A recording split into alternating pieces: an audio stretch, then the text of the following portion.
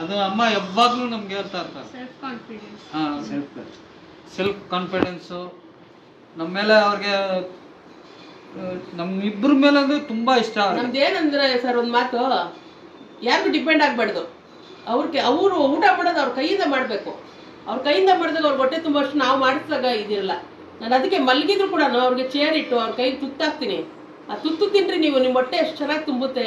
ನೀವು ಎಲ್ಲರೂ ತಿನ್ನೋವಾಗ ಅದಕ್ಕಿಂತ ಒಂದು ತುತ್ತು ಜಾಸ್ತಿ ತಿನ್ನಬೇಕು. ನಾನು ತಿನ್ನಿಸಿದಾಗ ಒಂದು 10 ಚಮಚ ತಿನ್ಸಿದ್ರೆ 11 ಚಮಚ ಅಯ್ಯೋ ನನ್ನ ಕೈ ನೋವು ಅಂತ ನಾನು ಅನ್ಕೋತೀನೇನೋ ಅಂತ ಇವ್ರುಗಳಿಗೆ ಹೇಳ್ತೀನಿ ನಾನು. ಸ್ಲೋಕ್ ಆಗಿದ್ದು ಏನೇ ಆಗಿದ್ದು ನಿಮ್ಮ ಕೈಯಲ್ಲಿ ಊಟ ಮಾಡಲೇಬೇಕು.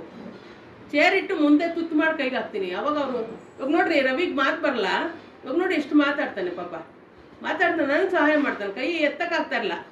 ಇವಾಗ ನೋಡಿ ಬೆಳಗ್ಗೆಯಿಂದ ನನಗೆ ಸಹಾಯ ಮಾಡ್ತಾರೆ. ಅದು ಅವ್ರು ಡಿಪೆಂಡ್ ಆಗಬಾರ್ದು ಇನ್ನೊಬ್ರ ಮೇಲೆ ಸರ್. ಕೈ ಕಾಲು ಚೆನ್ನಾಗಿರ್ಬೇಕು. ನಿಮ್ಮ ಕೈಗಳು ಚೆನ್ನಾಗಿ ಮಾಡ್ಕೋಬೇಕು. ನಿಮ್ಮ ಕೈಯಲ್ಲಿ ನೀವು ಊಟ ಮಾಡಬೇಕು. ನಿಮ್ಮ ಕೈಯಲ್ಲಿ ಆದಷ್ಟು ನೀವು ಮಾಡ್ಕೋಬೇಕು. ನೀರು ಎತ್ತಿ ಕುಡೀರಿ ನೀವು, ಇನ್ನೊಬ್ರು ಕಾಯ್ಬಾರ್ದು. ನಿಮ್ಮ ಕೈಯಲ್ಲಿ ಆಗಿಲ್ಲ ಅಂದ್ರೆ ಸಣ್ಣ ಬಾಟ್ಲುಗಳು ಕೊಡ್ತೀನಿ ಸರ್ ನನಗೆ, ಕುಡೀರಿ. ಇವ್ರಿಗೆ ನೀರು ಕುಡೀರಿ, ಇನ್ನೊಬ್ರು ಕೇಳ್ಕೊಡ್ದು ನೀವು. ನನ್ನ ಕುಡಿಸು ಅಂತ ಬಾಯಿ ತೆಗಿಬಾರ್ದು. ದೇವ್ರು ಅದೊಂದು ಶಕ್ತಿ ಇವ್ರಿಗೆಲ್ಲ ಕೊಡಬೇಕು ಅಂತ ನಾನು ಬಾಬುನ ಹತ್ರ ಬೇಡ್ಕೊತೀನಿ. ನಾನು ಎಲ್ಲರಿಗೂ ಅಷ್ಟೇ ನೋಡ್ರಿ, ಈ ರವಿಗೂ ಅಷ್ಟೇ, ಎಲ್ಲ ಪ್ರತಿಯೊಬ್ಬರಿಗೂ ಅಷ್ಟೇ. ಇನ್ನೊಬ್ರ ಮೇಲೆ ಡಿಪೆಂಡ್ ಆಗಬೇಡ್ರಿ. ನಾನು ತಾಯಿ ಥರ ನೋಡಿದ್ರು ಕೂಡ ನಾನು ಇವಾಗ ಒಳಗಡೆ ಇರ್ತೀನಿ, ನಿಮ್ಗೆ ನೀರು ದಾವಳ ಬಂತು, ನೀವು ಯಾರ ಹತ್ರ ಕೇಳ್ತೀರಾ?